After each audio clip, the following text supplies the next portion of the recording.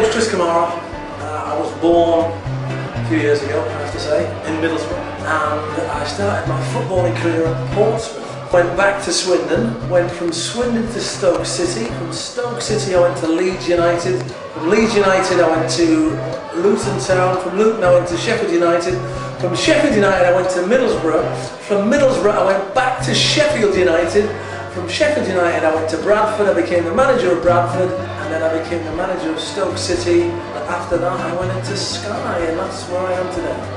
So tell me about why you think Movember is so important. Men are the worst in the world, and I've got to be honest, I'm the worst in the world. Alan Stubbs was the first one that brought it to my attention when he had testicular cancer. And before then, you sort of like take things for granted and think, oh, you know, I've got a pain here or a pain there, I'm not going to do anything about it. But Movember has brought that to everyone's attention. Don't ignore it. If you have got a pain or there's anything wrong, then you must seek help and advice. And prostate cancer, at this moment in time, it's lethal, and if you don't get it checked out early on, you're in trouble. Thankfully, everyone's bought into it, and it's fantastic, and more people are aware now than they've ever been before. Why on earth do you think Movember chose you to get behind it? I'm so pleased to get behind it. I do feel a bit guilty about not shaving my tash on, but I am an honorary tash wearer, so this is what people could have all along the way and enjoy it, you see, and that's what I want them to think about. Who, in your eyes, is sort of the best tash? Graham Souness used to have a fantastic tash when he was my hero when he was at Middlesbrough when I was a kid. When he went to Liverpool, he had this magnificent tash, and Graham's getting involved in the project, which is absolutely wonderful, wonderful. But the pencil tash is the only tash that you can have, I have to say. Don't let it go bushy. This is it. This is the real deal. Who do you reckon, out of the guys you're working with now, Sky, who would be the greatest competition if they chose to go tash? It's got to be Jeff Stelling, hairy monster. I'd love to get him on board. The only problem you've got is we have to be in vision. I am scary looking when I shave my tash up, I have to say. I've got the longest top lip in the world. Stelling probably wouldn't be able to do it. We'd be able to do it out of season, then nobody sees it on the television. Do you think football players in general obviously earn money, a lot of money in them? They have far too fame to be going to serious kind of infection? No, to be fair, footballers are buying into it. And you know, Movember's growing every single year. People are becoming aware of the cause every single year. So these lads are getting on board with it, and there'll be a lot more footballers getting involved between now and when I die, that's 100%. What are you listening to on your iPod at the moment? What's an iPod? what music are you listening to at the moment? I'm old school, I have to say, I'm old school. To be fair, I'm a big Elton John fan, and on Tuesday night I was going to go and meet my hero at Wembley, and unfortunately he had flu.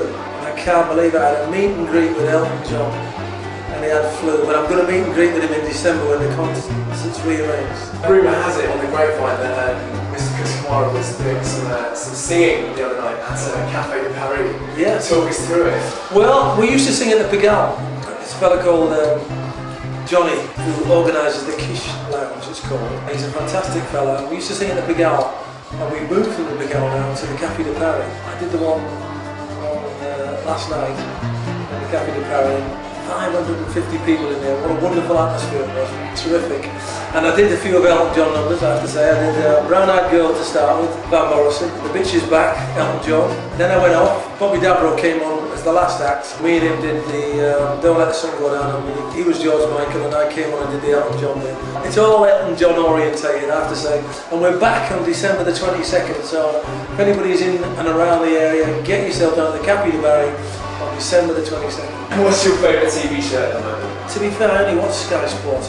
It's so boring, I've got to say. I watch Spanish football, Italian football, Dutch football, English football, the Championship. I am really, really boring.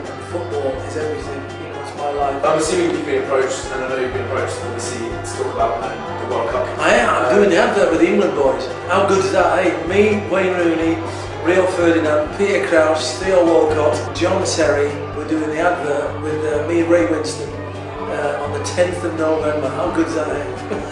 And how do you think the boys are going to get on? I think we'll do well. I'm going over to South Africa. Me and Jeff Stelling had 3 weeks in Japan for that World Cup. Jeff didn't come with us to Germany, but he's coming with us out to South Africa for 3 weeks again. Who do you think you're looking out for? Who do you think's going to make a massive impact in the World Cup? I look at Wayne Rooney and I think his time has come. He would be the catalyst for England in South Africa. If he performs well, I think he could win it. Big team has one star player and anything else. Do you think Beckham can still bring something to the team? Well, he can, of course, you know. One thing he brings him is with an entourage, he's glamorous, he brings the publicity. And I think Fabio Capella's not stupid, he realises that, he realises what he brings with the England team, and he can harness it in his own little way and bring Beckham on as a substitute and a bit part player. What's your funniest joke you've got? The funniest joke you've heard, crude or otherwise? Paul Merson, the drinks and the drugs and the gambling, he obviously came out and admit it all. When I was playing for Luton against Arsenal, David Seaman took a goal kick and Trevor Peat was marking Paul Merson, and I went up for an header. I was in front of Paul Merson, screen in the back foot, and accidentally elbowed Merson on the nose. So I turned round to apologise and he sneezed on me, and that's the best I'd felt for a fortnight after that. Who's your shouldn't but would? Mine is Sharon Osbourne. I shouldn't want her, but I really do. Who's your shouldn't but? I've got loads. I love women.